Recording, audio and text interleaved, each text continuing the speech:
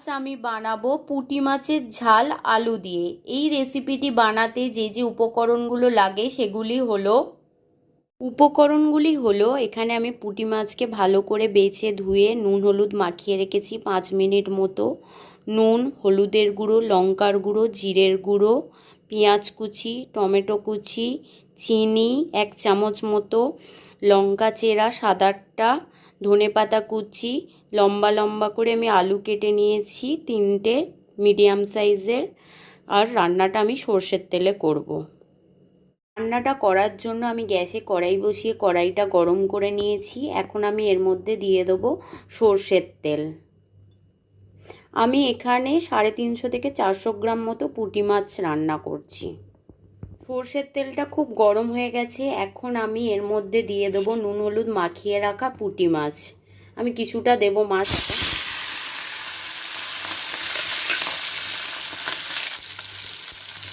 মাছগুলোকে আমি ভালো করে সাজিয়ে দিয়ে ভেজে নেব। মাছগুলোর একটা দিক ভাজা হয়ে গেছে। এখন আমি মাছগুলোকে উল্টে দেবো।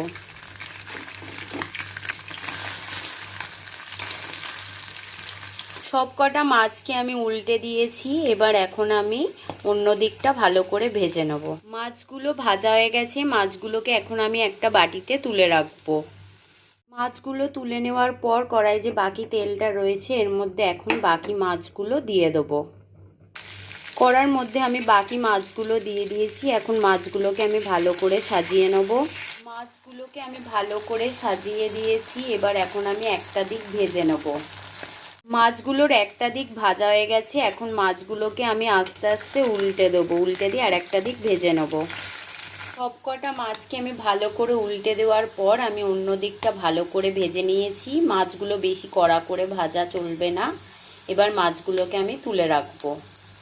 মাছগুলো তুলে ফেলার পর কড়াই যে বাকি তেলটা রয়েছে এখন আমি এর মধ্যে দিয়ে দেবো 1 চামচ চিনি।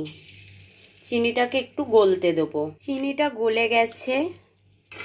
এবার এখন আমি এর মধ্যে দিয়ে দেবো পেঁয়াজ কুচি। পেঁয়াজটাকে ভালো করে নাড়িয়ে নেব। পেঁয়াজটা তেলের মধ্যে দিয়ে আমি 30 সেকেন্ড মতো ভেজে নিয়েছি। এখন আমি এর মধ্যে দেব চিড়ে রাখা কাঁচা লঙ্কা। কাঁচা লঙ্কাটাকেও ভালো করে মিশিয়ে নেব পেঁয়াজের সাথে।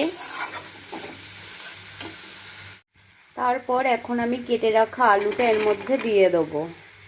আলুগুলোকে আমি ভালো করে মিশিয়ে ভেজে নেব। আলুগুলোকে আমি তেলের সাথে ভালো করে মিশিয়ে কিছুক্ষণ ভেজে নিয়েছি 1 মিনিটের মতো। এখন আমি এর মধ্যে দেব টমেটো কুচি। টমেটো কুচিটাকেও আলুর সাথে ভালো করে মিশিয়ে নেব। টমেটো কুচিটা মিশিয়ে নেওয়ার পর এখন আমি এর মধ্যে দিচ্ছি 1 চামচ নুন, 8 চামচ হলুদের গুঁড়ো, 1 চামচ লঙ্কার গুঁড়ো, 8 চামচ জিরের গুঁড়ো। সমস্ত গুঁড়ো মশলাগুলোকে এখন আমি ভালো করে মিশিয়ে নেব আলুর সাথে। সমস্ত গুঁড়ো মশলাগুলোকে আমি ভালো করে মিশিয়ে নিয়েছি। এই রকম অবস্থায় এখন আমি 3 থেকে 4 মিনিট মতো ভেজে নেব। 3 থেকে 4 মিনিট মতো ভেজে নিয়েছি। মশলাগুলোও খুব ভালো মতো কষানো হয়ে গেছে। মশলাগুলো থেকে তেল ছাড়ছে। এই রকম অবস্থায় এখন আমি এর মধ্যে দিয়ে দেবো 1 গ্লাস জল।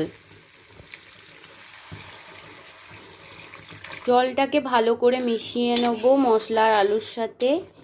এই রকম অবস্থায় এখন আমি থালা চাপা দিয়ে কিছুক্ষণ ফুটিয়ে নেব যাতে আলুগুলো সেদ্ধ হয়ে যায়। ঢাকনা চাপা দিয়ে আমি 3 মিনিট মতো ফুটিয়ে নিয়েছি। এখন আমি দেখছি আলুগুলো বেশ ভালো মতো সেদ্ধ হয়ে গেছে।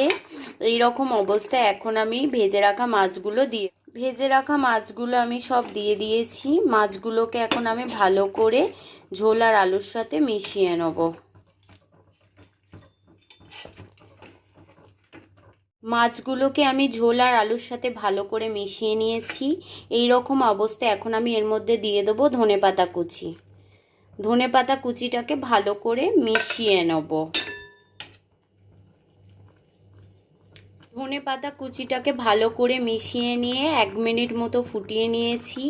রেডি হয়ে গেছে আমার আজকের রেসিপি পুঁটি মাছের ঝাল আলু দিয়ে। তৈরি পুঁটি মাছের ঝাল আলু দিয়ে রেসিপিটি আপনাদের কেমন লাগলো লাইক শেয়ার কমেন্ট করে জানাবেন আর আমার চ্যানেলটিকে প্লিজ সাবস্ক্রাইব করবেন।